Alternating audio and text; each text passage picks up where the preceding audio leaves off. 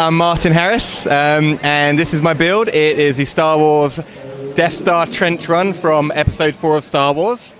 And what we have going on, this is 1 second before the Millennium Falcon swoops in and knocks out the TIE fighters. So Luke is riding in his Red 5 and he's looking for the secret exhaust pipe to blow up the Death Star. So that's basically what we've got going on. Okay, and there's so much, obviously a lot of gray in this scene because of what you're depicting. How did that work for you, like getting all those pieces and then deciding where to place them? So I raided a lot of my kids' sets. We have no made sets in the house anymore. And then BrickLink, of course, with everyone else, and then Lug Bulk. Everything was pretty random. Everything is built in modular plates, and I would take a 16 by 32 plate, build on it, put it in my closet, forget about it, and then build another one to try to give the randomness to it. So you don't end up with any, weird patterns or something going on where you're just building the same thing. Which is really nice and refreshing because it's random, and if it breaks, I don't care. It's perfect that way.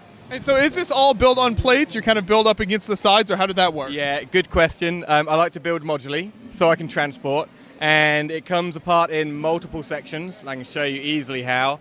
So everything comes apart.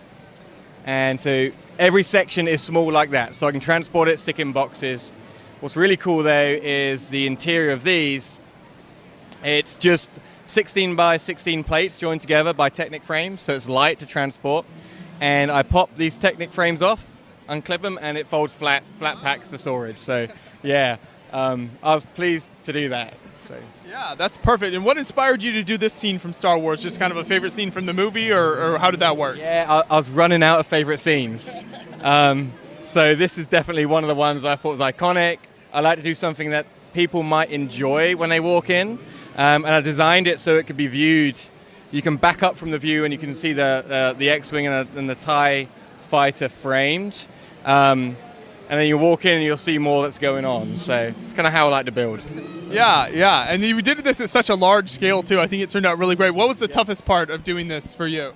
Really good question. I had it built for June to try to take to BrickFair, Virginia, but I hadn't done this front section. And I didn't do this back section here. It was just kind of flat, and it was a challenge. Do I push through and spend the money on doing it? And I decided I would to try to make it look good. Yes, a self-challenge was the toughest part, really. So. And when you're working on a build like this, and I know you've done other Star Wars builds and things from movies, are you just looking at screenshots from the movie when you're working on it, or how does that work? Well, screenshots from Star Wars Battlefront. I bought myself an Xbox and Battlefront a year ago. Logged over 400 hours. Oh, there you go. That's a lot of research. Perfect research. So absolutely, yeah. But that's it, basically. Okay. Perfect. Yeah, well, I think it turned out great. So great job on the build. And like you said, I think it really gets people involved. A lot of people recognize this scene, obviously. So it's a crowd favorite, I'm sure. Well, thank you. Yeah. I hope it is. I hope it's enjoyed.